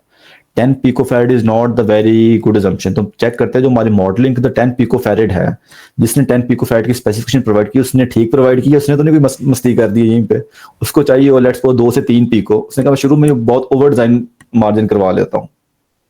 जो ईच एंड एवरी स्पेक्स हमेशा इसका मतलब है, अब ये चीज आ जाती है आइटरेशन की, हमें स्टार्ट से सारी चीजें दोबारा एक बार रीआइटरेट करनी पड़ेंगे फिर। और जब लेट्स सपोज अगर हमने जो 2.2 से जो 3 पे किया था, अगर उसको 2.2 पे रोक देते हैं तो बिल्कुल हेयर लाइन मार्जिन के ऊपर हम बैठे थे, वहीं से हम अपना काम सही कर लेते हैं। और 2.2 को 3 की बजाय 2.2 पे रहने थे, nothing might be stable then also. So that's all from my side. आज की लेक्चर की ऑनलाइन था, ये लेक्चर बहुत मैं चाहता था इसको फिजिकली ये चीज प्रॉब्लम करवाई जाए, बट मैं अज्यूम कर सकता हूँ इसको गो थ्रू करके स्लाइड्स को you can get a good grasp on this topic. Yes sir. तो ये तो फाइनल में पक्का सवाल लग रहा है। ये अब मुझे नहीं पता पक्का है या कच्चा है, बट ये चीज एक डिजाइन का प्रॉब्लम और दूसरा इससे एक रेलिवेंट ये वाला जो डिजाइनिंग प्रोसेस था, जिस टाइम पे हम 2065 नैनोमीटर और बफ PDKs के अंदर जो सब थ्रेशोल्ड लीकेज और जो ये शॉर्ट चैनल इफेक्ट है वो मिनिमल होते हैं, उसमें ये फेडेड था। उसके बाद जब हमने, और ये सिंपलर भी है, और जैसे ही हम ये लो टेक्नोलॉजी नोड के ऊपर जाते हैं तो आपको शायद ये आपने मल्टीपल टाइम आपने रिकॉल किया कि जो चैनल लेंथ मॉड्यूलेशन के इम्पैक्ट है that become more and more severe. तो उसमें बजाय इतने स्ट्रेट फॉरवर्ड एल्गोरिदम के, there are something that are hit and try, just हम कुछ बेसिक फ्रेमवर्क खड़ा करते हैं, उसके अकॉर्डिंगली उसको बार बार इटरेट करते हैं बजाय मैथमेटिकल सारी कैलकुलेशन के ऊपर। तो ये एक हमने मेथड है इसका, ये आपका एग्जाम का पार्ट तो नहीं है, और जैसे मुझे रिपीट करने में क्या कह रहा हूँ कि ये वाला मेथड फाइन है टिल 130 नैनोमीटर, 130 नैनोमीटर तक स्टिल चैनल लेंथ मॉड्यूलेशन का इम्पैक्ट है, but that is not very severe. जैसे 130 नैनोमीटर से नीचे वाले नोड्स के ऊपर आते हैं, चैनल लेंथ मॉड्यूलेशन का इम्पैक्ट बहुत सीवियर होता जाता है। ये सारी लीनियर इक्वेशंस हैं, तो उसमें system is highly non linear. उसमें हम इस तरह के कुछ बेसिक इम्पैक्ट से, जब आप इस तरह इसी बेस के ऊपर आप एक डिजाइन कर सकते हैं ऑप एम्प, बट आपके रिजल्ट काफी डिफरेंट हो सकते हैं। इस तरह जब आप करेंगे 130 और अबव PDK पे आपके पास वेरिएशन आएगी रिजल्ट्स की 5 से 10% की। जो आपके पास 130 मीटर से बिलो की PDK है, वहां पे आपके पास जो वेरिएशन का इम्पैक्ट आता है वो 30 से 40% तक आ सकता है। तो उसके लिए जस्ट हम इस फ्रेमवर्क के अराउंड फिर हम पहले एक बेसिक स्केलेटन खड़ा करते हैं, उसके बाद बार बार डिजाइन को इटरेट करते हैं। और क्योंकि हमने मोस्टली जब अब मॉडर्नली लोअर पीडीके को ऑपरेट करना है, तो ये वाला जो हम काम कर रहे हैं जस्ट एक बेसिक अंडरस्टैंडिंग है कि चीज़ों का आपस में क्या कोरिलेशन है। जो एक्चुअल डिजाइनिंग करते हैं तो बेशक हमने सारा कुछ डिजाइन किया तो आपको जो आपका लोअर पीडीके के ऊपर रिजल्ट काफी डिफरेंट आते हैं, तो हम उसको किस तरह रीइटरेट करते हैं बार बार, इसका हमने 40-50 मिनट का हमने ट्यूटोरियल साथ वाली जो आपकी लैब उन्होंने एक बनाया था वो आपके साथ मैं शेयर करूंगा। तो काइंडली ये जो फंडामेंटल्स हैं ये कहीं पे भी नहीं जाते हैं, बट इनके अंदर कुछ और इम्पैक्ट जो हमने इग्नोर किए थे वो हमें कंसिडर करने पड़ते हैं। उनको किस तरह हम करते हैं वो आपका एग्जाम का पार्ट नहीं, बट हमने प्रैक्टिकली ऑप डिजाइन करना है, we have to carefully go through that path also. इसलिए वो वाला पाथ आपको जो एक ट्यूटोरियल आप सब ये यूट्यूब लिंक आपको शेयर कर देंगे अपने इसके ऊपर लैब के यूट्यूब पेज के ऊपर, kindly go through that one also when you have the free time. But exam के अंदर this is the point that we have covered. Sir इसकी एक समरी लेक्चर करा दें आगे किसी। चलिए वो किसी दिन नहीं, वो एग्जाम के बाद होगा। अभी तो ये जस्ट अभी आपका आज मैं कंक्लूड कर रहा हूँ 2 स्टेज ऑप एम्प, और मैं अज्यूम कर सकता हूँ जो चीजें हमने कवर की हैं दैट आर फाइन। तो आगे डॉक्टर राशिदा वेडनेसडे से लेंगे कैस्कोड ऑप एम्प। सर बता सकते हैं सर ये मतलब कोई बुक में कहाँ इसको रेफर करें और प्रैक्टिस प्रॉब्लम्स वगैरह से? ये behzad रज़ावी की बुक से मैं आपको चैप्टर बता देता हूँ इसका। ये behzad रज़ावी की बुक में चैप्टर 6 से आई थिंक ऑप एम्प का सारा कंटेंट वहां से ही है। Okay sir. सर जी मुझे छोटी सी कंफ्यूजन है सर, वो जब हम डिफरेंशियल पेयर सिलेक्ट करते हैं कि एन मॉस की पी मॉस, सर आप एक में जा सकते हैं उस पर? असल में अभी डॉक्टर खुरम का लेक्चर भी है, टाइम 5 मिनट हमारे पास रह गए। अच्छा इसको देख लेते हैं अभी यहाँ पे। सर इस केस में जब हमारे पास आपने कहा कि -1 वोल्ट से 2 वोल्ट की रेंज होगी तो हमारे पास जो एन मॉस पेयर हम सेलेक्ट करेंगे, तो सर एन मॉस तो -1 वोल्ट पे ऑन नहीं होता ना? असल में जो हमारे पास, इसलिए मैं सबसे पहले कहा था कि हमने डिफाइन किया है। पहले VSS आप देखिए आपकी क्या है, जस्ट 1 मिनट। आपके पास VSS 0 नहीं है, -2.5 है, और VDD आपके पास 2.5 है। ये 2.5 to -2.5 की रेंज ये बनती है। इसको इक्विवेलेंट अगर मैं देखना चाहूँ, क्योंकि मैं 0.51 की फॉर्म में हमारे पास ज़्यादा विजिबिलिटी है, -2.5 को मैं मैप कर दूं 0 के ऊपर, 2.5 मैप कर दूं 5 के ऊपर। सिंपली हर वैल्यू में 2.5 को ऑफसेट मैंने ऐड कर दिया, ये वाली वैल्यूज बन जाती हैं 0.5। ठीक है सर। तो इसका -1.5 में 2.5 ऐड करूं तो 1.5 आ जाएगा। 2 वाली वैल्यू 4.5। अगर थ्रेशोल्ड वोल्टेज मेरे पास यहाँ पर 0.7, तो फिर ये एन मॉस ठीक है। पी मॉस यहाँ पे हो नहीं सकता, क्योंकि जिस टाइम के ऊपर 4.5 -0.7 वो सॉरी 5 - 0.7 4.3 बनता है, तो पी मॉस वैसे कट ऑफ में चल जाएगा, स्टेज में ऑपरेट ही नहीं कर सकता। ठीक है sir, thank you so much. इसलिए जो दूसरा, इसलिए मैं ये मैपिंग का क्या कॉन्सेप्ट था कि बाद दफा अगर हमें बाइपोलर के अंदर हमारा जो न्यूरल नेटवर्क इतनी जल्दी प्रोसेस करने के काबिल नहीं है, तो कोशिश करें उसको इक्विवेलेंटली यूनिपोलर के अंदर ट्रांसफॉर्म करने वैल्यूज को। अगर उसका इंपैक्ट देखना है तो easily figure out what is going on. Okay sir. और दूसरा इंपॉर्टेंट चीज जो आपने एक डिजाइन की है ऑप एम्प, आपने कहा मैंने यूनिपोलर डिजाइन किया है, उसके अंदर जस्ट हम सारी वैल्यूज को, जब हम यूनिपोल सप्लाई को हम प्लस माइनस में चेंज कर दें तो सारी वैल्यूज एक ऑफसेट के साथ आ जाती हैं, बट ओवरऑल उनकी रेंजेस वही रहती हैं। Everything is clear? Yes sir, clear, thank you.